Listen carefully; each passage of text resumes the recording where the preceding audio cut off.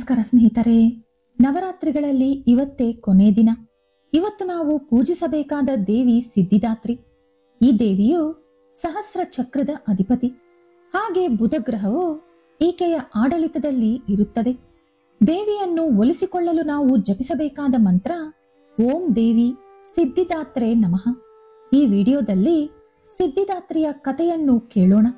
ಆದರೆ ಅದಕ್ಕೂ ಮುಂಚೆ ನೀವಿನ್ನೂ ನಮ್ಮ ಚಾನೆಲ್ ಅನ್ನು ಸಬ್ಸ್ಕ್ರೈಬ್ ಮಾಡ್ಕೊಂಡಿಲ್ಲ ಅಂದ್ರೆ ಖಂಡಿತ ಈಗಲೇ ಸಬ್ಸ್ಕ್ರೈಬ್ ಮಾಡ್ಕೊಳ್ಳಿ. ಹಾಗೆ ಈ ವಿಡಿಯೋ ಇಷ್ಟ ಆದ್ರೆ ಮರೀದೆ ಒಂದು ಲೈಕ್ ಕೊಡಿ.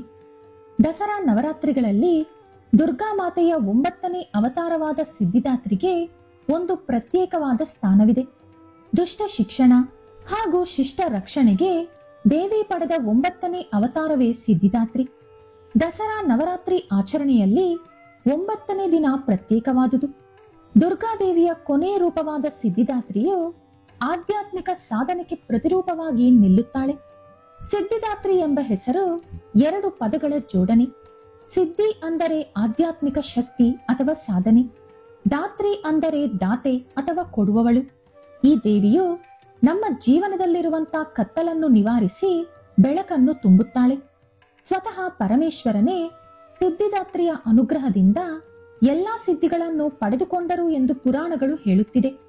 ಸಿದ್ಧಿದಾತ್ರಿ ದೇವಿಯು ಕಮಲದ ಹೂವಿನಲ್ಲಿ ಕುಳಿತಿರುತ್ತಾರೆ. ಈ ದೇವಿಯ ವಾಹನ ಸಿಂಹ. ದೇವಿಗೆ 4 ಕೈಗಳು ಇರುತ್ತದೆ. ಆ ಕೈಗಳಲ್ಲಿ ಶಂಕು, ಚಕ್ರ, ಗದೆ ಹಾಗೂ ತಾವರೆ ಹಿಡಿದಿರುತ್ತಾರೆ. ದೇವಿಯ ಪ್ರಶಾಂತವಾದ ಮುಖ, ಮನೋಹರವಾದ ಸ್ವರೂಪ ಭಕ್ತರನ್ನು ಮಂತ್ರಮುಗ್ಧರನ್ನಾಗಿ ಮಾಡುತ್ತದೆ. ದೇವಿಯ ಕೈಯಲ್ಲಿರುವ ಚಿಹ್ನೆಗಳಿಗೆ ಎಷ್ಟೋ ಪ್ರಾಮುಖ್ಯತೆ ಇದೆ. ಆಕೆ ಹಿಡಿದಿರುವ ಗದೆ ಬಲವನ್ನು ಸೂಚಿಸುತ್ತದೆ. ಚಕ್ರ ವಿಧಿ ಹಾಗೂ ಧರ್ಮದ ಸಂಕೇತ. ಶಂಕು ಪ್ರಾಥಮಿಕ ಧ್ವನಿಯ ಪ್ರತಿರೂಪ. ಕಮಲದ ಹೂವು ಸ್ವಚ್ಛತೆ ಹಾಗೂ ದೈವತ್ವ ಸೂಚಿಸುತ್ತದೆ. ಈಗ ಸಿದ್ಧಿದಾತ್ರಿಯ ಕತೆ ನೋಡೋಣ. ಕೆಲವು ಯುಗಗಳ ಹಿಂದೆ ಮಹಿಷಾಸುರ ಎಂಬ ರಾಕ್ಷಸ 3 ಲೋಕಗಳನ್ನು ಚಿತ್ರಹಿಂಸೆಗೆ ಗುರಿಯಾಗಿಸುತ್ತಿದ್ದ. ದೇವಾನುದೇವತೆಗಳನ್ನು ಸೋಲಿಸಿ ಸ್ವರ್ಗವನ್ನು ಆಕ್ರಮಿಸಿಕೊಂಡ.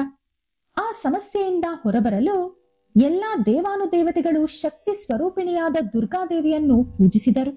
ಆ ಸಮಯದಲ್ಲಿ ದುರ್ಗಾದೇವಿಯು ರಾಕ್ಷಸರನ್ನು ಸೋಲಿಸಲು ಅನೇಕ ಅವತಾರಗಳನ್ನು ಪಡೆದಳು.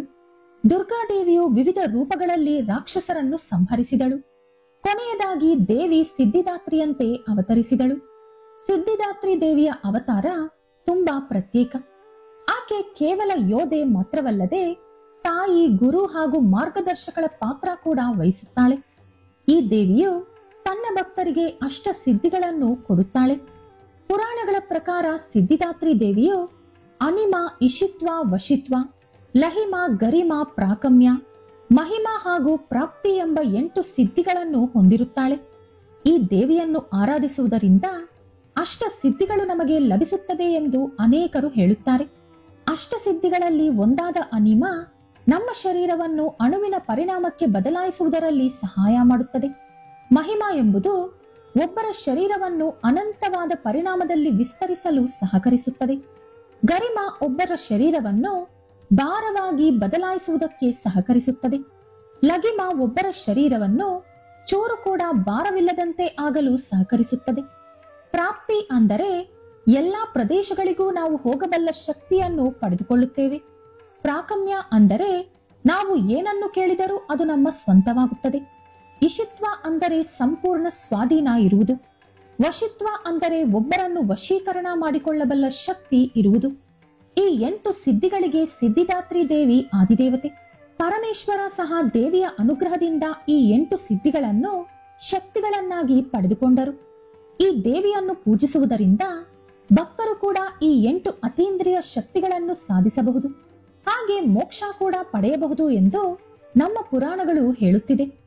ನಮ್ಮ ದೇಹದಲ್ಲಿ ಸಹಸ್ರ ಚಕ್ರಗಳು ಎಂದು ಕರೆಯಲ್ಪಡುವ 7 ಶಕ್ತಿ ಕೇಂದ್ರಗಳಿರುತ್ತವೆ. ಸಿದ್ಧಿದಾತ್ರಿಯು ಸಹಸ್ರ ಚಕ್ರದ ಅಧಿಪತಿ.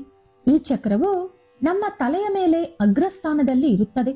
ಸಹಸ್ರ ಚಕ್ರವು ಆಧ್ಯಾತ್ಮಿಕ ಜ್ಞಾನ, ಅನುಸಂಧಾನ ಹಾಗೂ ಜ್ಞಾನೋದಯದ ಮೂಲ. ಸಿದ್ಧಿದಾತ್ರಿ ದೇವಿಯು ಆಧ್ಯಾತ್ಮಿಕ ಸ್ಥಾನ ಹಾಗೂ ಅನುಸಂಧಾನ ರೂಪವನ್ನು ಸೂಚಿಸುತ್ತಾಳೆ. ಸಹಸ್ರ ಚಕ್ರವು ಸಾರ್ವತ್ರಿಕ ಶಕ್ತಿ ಹಾಗೂ ದೈವತ್ವದ ಜೊತೆಗೆ ನಮಗೆ ಸಂಬಂಧವನ್ನು ಸೂಚಿಸುತ್ತದೆ.